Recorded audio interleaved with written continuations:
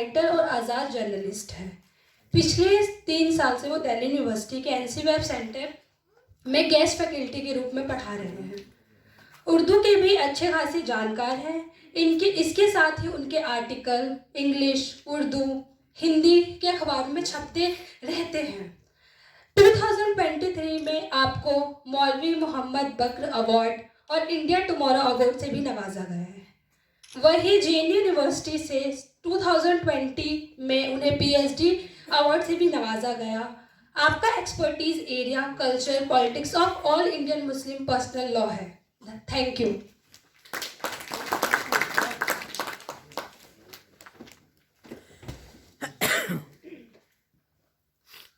बहुत बहुत शुक्रिया। सबसे पहले मैं अपने दोस्त जाकिर भाई को इस नॉवेल लिखने के लिए मुबारकबाद पेश करता हूं और मैं इनको बहैसियत नॉवेल निगार या अफसाना निगार ही नहीं बल्कि जेएनयू कम्युनिटी का एक मेंबर होने के नाते भी मैं इनको जानता हूं और हम लोग एक ही हॉस्टल में 2017-18 के करीब में ब्रह्मपुत्रा हॉस्टल में थे और मैं जाकिर भाई को जानता नहीं था, तो एक हमारे दोस्त इनके कमरे में लेके गए क्योंकि मुझे किसी अखबार में मजमून भेजना था और इन्होंने कहा कि आप मेरे ही लैपटॉप पे इसको आप टाइप कर सकते हैं। तो इस तरह से हमारे बीच में दोस्ती हुई और जो इनकी एक अच्छी चीज़ जो मुझे लगी कि ये काफ़ी पोलाइट, काफ़ी मिलनसार और काफ़ी अच्छे इंसान हैं। पढ़ना लिखना, इल्म हासिल करना ये तो सब करते हैं, लेकिन अच्छा इंसान होना बहुत मुश्किल बात है। और इनकी जो कहानी थी, कहानियों का जो मजमुआ था नया हम्माम, वो भी 2 साल पहले उन्होंने मुझे दिया था और मैंने उसका भी मुताला किया था और एक छोटी सी गुफ्तगू भी हम लोगों ने उस किताब के हवाले से की थी। और इनकी जब मैं तहरीर को पढ़ता हूँ तो मेरे तासुरात ये हैं कि इनका लिखने का तरीका ज़रूर अदबी है और जैसा ये कहते हैं कि उसमें आपको फ़िक्र होनी चाहिए, तजस्सुस होनी चाहिए, तख़य्युल होनी चाहिए, लेकिन इसके अलावा मुझे इनको देख के, इनके तहरीर को पढ़ के यही लगता है कि इनकी लेखनी में समाज के अंदर में जो कुछ भी चल रहा है उसे वो देख के काफ़ी परेशान हैं। और जिस तरह इन्होंने अपने नॉवेल में एक जगह एक जुमला का इस्तेमाल किया है और मैं इन्हीं के जुमले को यहाँ पे उधार लेके कहना चाहता हूँ कि सवालात के नाग जो हैं वो डस रहे हैं। तो जो सवालात, आज के दौर के जो सवालात के जो नाग हैं वो इस कहानीकार को, इस नॉवेल निगार को डस रहे हैं। और उर्दू ज़बान जो है इसका बहुत बड़ा इनकलाबी रोल है हिंदुस्तान की आज़ादी में और इसकी शायरी आज भी सड़कों पे गाई जाती है, गुनगुनाई जाती है और लोगों के बीच में एक हौसला बढ़ाने का काम ये उर्दू करती है। लेकिन अफसोस की बात है कि आज़ादी के बाद से जिस तरह से उर्दू के साथ भेदभाव किया गया और मुल्क में जिस तरह के हालात पैदा हुए, उसकी वजह से उर्दू अदब में सियासी चीज़ों को लिखने वाले लोग कम होते चले गए या लोग डर रहे हैं। बहुत सारी वजूहात हो सकती है लेकिन उसमें जाकिर फैजी साहब ऐसे नहीं हैं। अगर आप इस नॉवेल को भी पढ़े तो आपको लगेगा कि जितनी बातें एक सियासियात का माहिर नहीं कह सकता है उतनी गहरी बातें इन्होंने कही है। तो इसके लिए मैं इनको मुबारकबाद देता हूं और इनके हौसले को मैं सलाम करता हूं। रही बात ये कि ये जो नया हमाम है, ये जो नया नॉवेल है आपको नई फैक्ट्री, तो मैंने पूरा नॉवेल पढ़ा और जो लोग इस नॉवेल को नहीं पढ़ पाए हैं या अधूरे पढ़ पाए हैं उनके लिए जो प्लॉट है, जो कहानी है, उसको 1-2 मिनट में मैं उसको दोहरा देना चाहता हूं ताकि आपको आगे की जो गुफ्तगू हो उसको सुनने में आपको आसानी हो। कहानी कुछ यूं है कि 3-4 दोस्त होते हैं और एक अभय है, एक मिराज है, एक दीपा है, एक अली है और ये चारों दोस्तों के बीच में एक जो बंधन जो है, जो उनके बीच में एक बॉन्ड है, वो ये है कि ये सारे लोग समाज को बदलना चाहते हैं। ये सारे लोग जो हमारा हिंदुस्तान है उसके नुमाइंदे हैं, जहाँ पे मजहब की कोई भेदभाव और कैद नहीं है।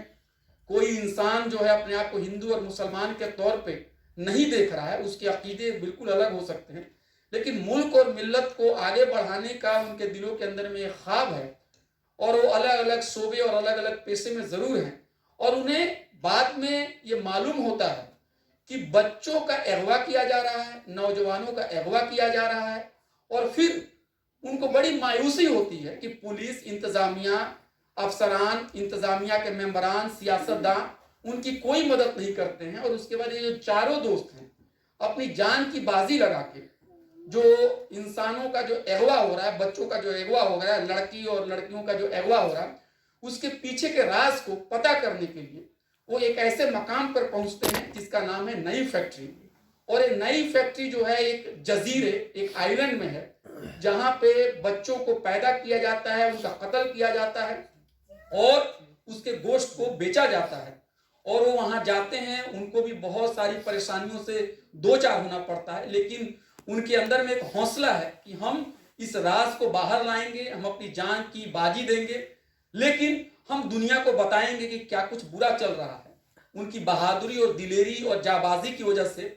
वो कैद खाने से, वो नई फैक्ट्री से बाहर तो आ जाते हैं, लेकिन सियासत के हाथ इतने लंबे होते हैं कि आखिरकार उनको मार दिया जाता है। चार दोस्त मर जाते हैं और जो एक दोस्त बचता है, ये तमाम चीज़ों को देख के उसको दिमाग के ऊपर बहुत बड़ा सदमा पहुंचता है और ये समाज को बताना चाहता है कि क्या कुछ घट रहा है, क्या कुछ बीता है उनके ऊपर। लेकिन समाज जो है वो गुलामी की जहनीत से इस तरह उसमें मुब्तला है कि वो नई बात को सुनने के लिए तैयार नहीं है और उसे पागल करार दे दिया जाता है। तो जिस तरह से इस नॉवेल को इन्होंने खत्म किया है, इसकी जो एंडिंग हुई है, वो भी मुझे लगता है कि वो काफी अच्छा इसलिए है कि किसी भी राइटर को, किसी भी कलमकार को बहुत ही आसान जबानों में कोई सोल्यूशन देने की कोशिश नहीं करनी चाहिए, बल्कि जो समाज के अंदर में जो बुनियादी जो पेचीदगियां हैं उसको सामने रखना चाहिए। और मैं बहुत हद तक मुत्तफिक हूं कि जो नोवेल निगार ने कहा है और नोवेल निगार ने यह कहने की कोशिश की है कि किसी एक फर्द या चंद दोस्तों की कोशिश की वजह से ये समाज बदलने वाला नहीं है, बल्कि समाज तभी बदलेगा जब ज्यादातर लोग जुल्म और ज्यादती के खिलाफ खड़े होंगे और ज्यादातर लोग जो हैं ये आपको जो फिरका परस्ती है, जो जमाखोरी है, जो मुनाफाखोरी है, इसके खिलाफ खड़े होंगे। और मैं जाकिर भाई की सोच से बिल्कुल मुत्तफिक हूँ कि हिंदुस्तान के अंदर में भी अगर जो कुछ भी बुरा चल रहा है उसकी जिम्मेदारी अक़लियतों के सर पे नहीं है, बल्कि इसकी जिम्मेदारी अक्सरियत तबके के ऊपर होनी चाहिए। वो जब तक सामने नहीं आएंगे तब तक समाज में बदलाव नहीं आएगा। और इसीलिए मुझे लगता है कि सेकुलरिज्म का जो बोझ है या समाजी इंसाफ का जो बोझ है वो दलितों और मुसलमानों के कंधे पर नहीं डालना चाहिए, क्योंकि सबसे ज़्यादा नुकसान इस मुल्क में अगर एक गलत निज़ाम की वजह से हो रहा है तो अक्सरियती तबके से हो रहा है। लेकिन ये लोग नहीं समझ पा रहे हैं। इशारतन जाकिर भाई ने आज के दौर में जो भी सियासत चल रही है, मीडिया का जो आप कहें कि उसकी बेईमानी हो या सियासतदानों की बेहिसी हो या जो कुछ भी हो, इंतजामिया की जो मिली भगत, तो इन तमाम बातों को छुपे तौर पे, खुले तौर पे उन्होंने बिल्कुल उसको एक्सपोज कर दिया है और सफ़ेद पोशों के चेहरे से इन्होंने नकाब को हटा लिया है। और इस नावल की कामयाबी यही है कि इस नावल में जराइम पेशों के जराइम की बातें नहीं कही गई, बल्कि सफ़ेद पोशों की जराइम की बात कही गई है। और बहुत लोगों को लगता है कि इंसानी मीट का बिजनेस क्या है, कुछ ज़्यादा ही आपको इसमें तखय्युल की उड़ान तो नहीं है। मुझे लगता है कि इसको अगर इंसानी मीट का जो बिजनेस है अगर इस दुनिया में नहीं भी चलता हो, लेकिन एक नई फैक्ट्री की अलामत के जरिए उन्होंने यह बताने की कोशिश की है कि हम इंसानी जो जिस्म है वो भले ही आपको फिजिकल तौर पे आपको काटा और मारा ना जाए, आपका गोश्त ना बेचा जाए, लेकिन अगर आपकी मजदूरी की चोरी हो रही है, अगर आपको तनख्वाह नहीं मिल रही है, आपको इज्जत नहीं मिल रही है, अगर जना और रेप हो रहा है, अगर आपको बराबरी नहीं मिल पा रही है, तो वो भी कहीं ना कहीं मीट का जो गोश्त है और जो उसका जालिमाना और वहशियाना जो कार्रवाई है उससे भी ज्यादा बुरी हालत है। क्योंकि खून बहा के किसी को मारना बहुत ही आसान होता है, बगैर खून बहाए किसी को मारना ये जो है ये जो चीजें हैं ये बहुत ही बगैर खून बहा के जो ब्लडलेस मर्डर है, मैं समझता हूँ कि नाइंसाफी की जो नौयत है उसमें उसका जो मकाम होना चाहिए वो और भी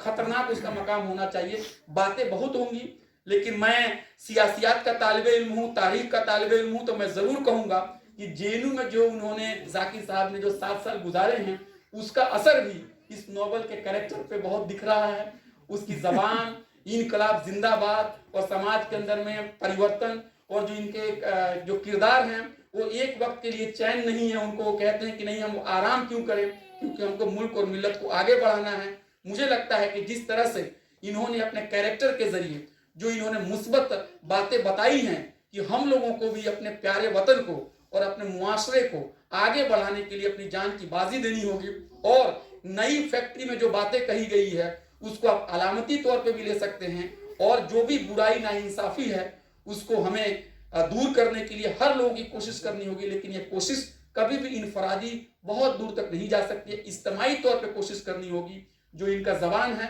मैं इसके लिए भी मुबारकबाद देना चाहता हूँ कि जो उर्दू और हिंदी के बीच में जो एक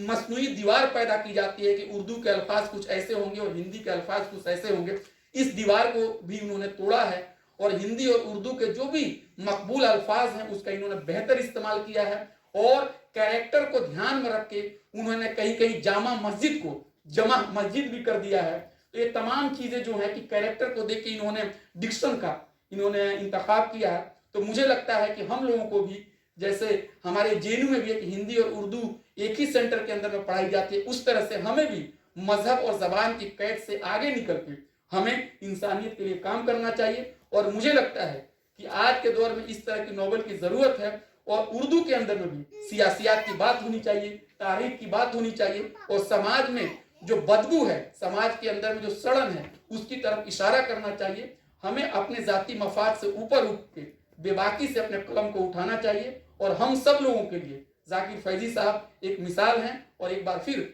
आप लोगों की तरफ से मैं इनको मुबारकबाद पेश करता हूँ। बहुत बहुत शुक्रिया।